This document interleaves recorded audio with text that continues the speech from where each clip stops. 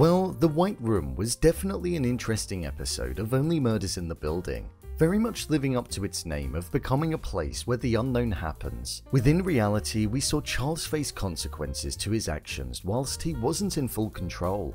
However, whilst his personal life was taking a hit, we saw the case of the death of Ben being delved into more by Mabel, as she was looking to uncover who was behind the murder that occurred when Ben miraculously came back to life. So with that, let's recap, break down, and explain all that there was to take away from this episode. So let's get into it.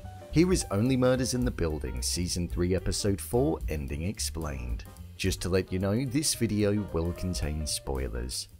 Mabel's struggle. One thing that stood out in particular in this episode was the struggle that Mabel was facing with the handling of the case. She was ever so desperate to get to the bottom of it and to investigate the leads and clues that she had found. However, both Oliver and Charles were distracted with the rehearsals for the musical, meaning that Mabel's work was slowing down and the other two weren't as interested as what she was. Best summed up when Oliver mentioned how if all of the fingers were pointing towards Kimber, she shouldn't call it out. Mostly because of her vast amount of followers and the attention that she could bring to the show, so he wasn't really that invested in the case, at least not like what he once was. The White Room was also something that was present for Mabel as well as Charles, but instead of it being a space that she entered inside of her mind due to being anxious, it was the place that we saw her in right at the very beginning of the episode, when she was looking around the 400 square feet box apartment that she could end up potentially living in due to needing to move out of her current apartment. The room was completely white and was a square with barely any natural light. It was high in rent and it was also something that didn't offer much for the money, something which I think is going to come back later on down the line in the season. Mabel was anxious and nervous about moving out because she knew that she much preferred the type of life that she was currently leading. So by having the White Room as being a physical space in reality for her, it was a very nice touch. This was something that I felt tied into the ending of the episode where we saw that Cinder was constantly reaching out to Mabel because she wanted to meet her so that they could be co-hosts on Cinder's podcast, The Bloody Mabel Show. However, due to Mabel's commitment to Charles and Oliver, she didn't want to accept the offer, even after Cinder offered her an extremely strong paycheck that could afford her to steer clear of the White Room apartment, and to ultimately allow her to continue living the type of life that she was currently leading. But I think she will be tempted by Cinder's offer in the future and maybe go on to accept it. With the idea of living in a small apartment and the fact that Oliver and Charles weren't as invested in solving the murders due to the show, I think Mabel will start to look out for herself and take on working with Cinder, but it could prove to be her downfall due to the insincere nature and lack of integrity with Cinder's approach.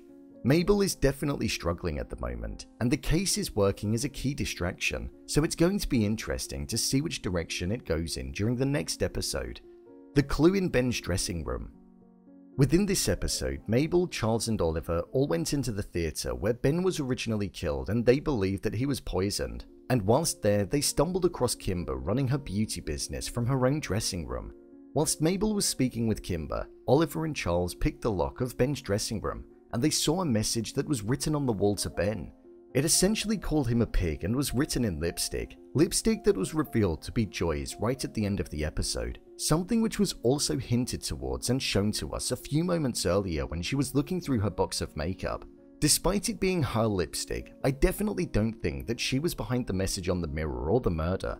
With the way that Ben was speaking in last week's episode and several viewers pointing out that it could well have been a plate of cookies that he was speaking to, especially judging by the choice of words and tone that he used, I think that Ben wrote this message to himself after demolishing a plate of cookies that were most probably in his room. Nobody else would have perceived Ben as a pig, other than him. So after giving into his greatest weakness, the plate of cookies, a delicacy he couldn't touch because he needed to be in shape for a new role, most likely feeling guilty after eating them, he wrote that on the mirror because he believed that that is what he truly was. So personally, I don't think that anybody else is behind the message on the mirror, which does get me thinking, is the murder exactly what it seems? Whilst the clue was uncovered in the dressing room, we had the revelation that Kimber may not have been behind the murder of Ben. Mabel originally thought that it could have been in the anti-aging serum that Ben was using that she created, and that it could have been poisoned. And also the fact that there could have been a messy showmance that was happening between them. However, Kimber confirmed that there was no romance that was present at all. She just wanted him to promote her beauty products to increase her sales, which he didn't end up doing. So in revenge and out of anger, she sold Ben's hanky online in order to make a quick buck. Hence why she didn't have it, meaning that for now, Kimber was out of the main line of suspects. Charles's issues. Charles was facing a lot of personal issues in this episode. He had a tongue-twister musical number in Oliver's play, and it was something that he was struggling deeply with. Whilst on stage performing it for the first time, we saw that he entered a space within his mind which was called the White Room, and it's a place where theatre performers end up going when they're feeling nervous or anxious about their performance, and whilst in there, it essentially causes them to cut loose and do things that they wouldn't dream of doing in reality. But because of this mindset, their reality would be impacted, and this was something that kept happening to Charles. Whilst it was originally thought that it was because of the song that he was singing and the difficulty, we found out that it was actually because of the fact that Joy had moved in with him, and the relationship was progressing at great speed, and he realized that after spending a lot of his life living on his own, that was the way that he actually preferred living. So it was weighing heavily on his mind and was impacting his performance of the song during rehearsals. This white room that he entered was what caused his downfall right at the end of the episode too, as after he realized that he wanted to ask Joy to move out, the anxiety and nerves got the better of him, and with that, he ended up asking Joy to marry him due to him entering that space again. So now he's found himself in deeper water, and with a show on the line, it could prove to be detrimental. Where was Loretta?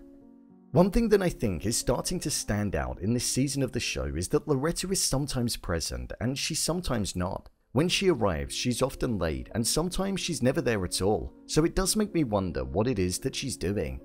There was what looked like a full cast rehearsal on the stage in Oliver's apartment, but she wasn't present there, so it does make me wonder what it is that she's up to outside of the rehearsals to the show, especially considering that performing is her dream. We saw that herself and Oliver had a bit of a romantic spark in the previous episode, and Oliver definitely has feelings for her, so I imagine we're going to get to know a lot about the character through their relationship, something which I'm extremely excited to see. Overall review. I thought this was a good episode. It was quite an experimental one with the style that it adopted, but it made for an extremely enjoyable watch. Seeing Mabel struggle and the fact that she felt obliged to do more whilst also being tempted from the other side was something that I found particularly interesting. But it was good to see that she stayed true to her two good friends. I think when it gets to the point where she's on the back foot and on the verge of moving out of her apartment, her mind might change. I would say that I did prefer the previous episode to this one. I found it a lot more gripping and I was heavily invested in Loretta's character, so it was a shame that she wasn't in this episode.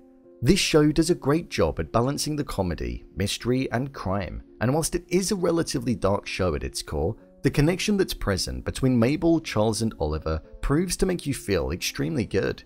Do I think Joy did it? No. Do I think Kimber? No. I was leaning towards Ben's brother last week and I still do think that's an option. There is an ominous nature about Tobert too, but until we see them again, I guess there's no proof.